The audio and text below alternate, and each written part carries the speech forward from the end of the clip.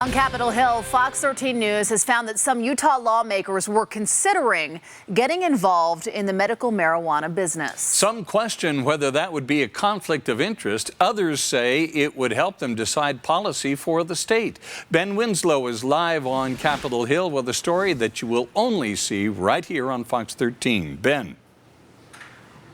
Under a public records request, Fox 13 was given the names of companies that applied to grow medical cannabis here in Utah.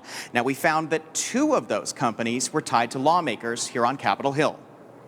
Wanted to see how the process is working. We weren't really interested in actually being awarded the contract, but just from the perspective of looking at the other side. Representative Kevin Stratton chairs the House Natural Resources, Agriculture, and Environment Committee, which hears some bills on marijuana.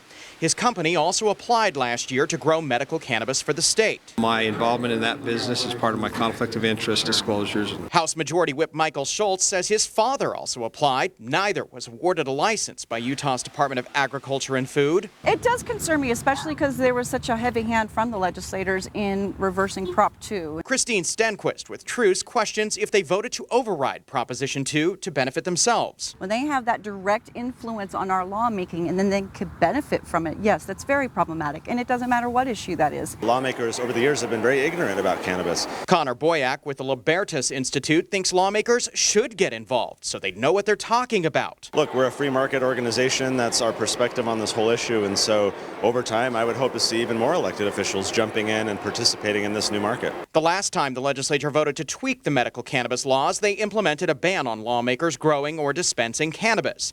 The Senate Majority Leader says it wasn't brought on by this situation, but it does remove a temptation in the future. Anytime you're doing, business-related things, you have to kind of be sensitive to that. So, yeah, for example, I've had a lot of people ask me, were you going to apply for one of these pharmacy licenses? I said, no, that would be inappropriate, number one. And, of course, now I couldn't do it anyway. I put my own law and language in the law. Representative Stratton says the experience was educational and helped him understand how their policies impact businesses. It was enlightening to go through the process. It helped me, frankly, in my policy decisions and making recommendations on improvement.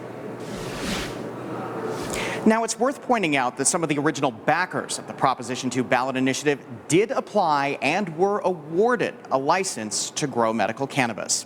Bob and Kelly. Ben, what is the status of medical cannabis during this legislative session?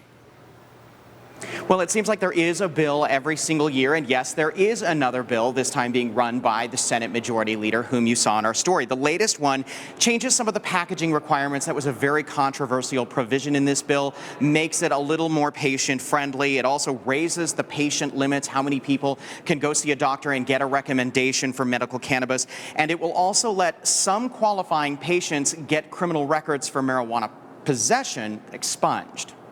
All right, Ben Winslow live at the state capitol tonight. Thanks, Ben. In other news,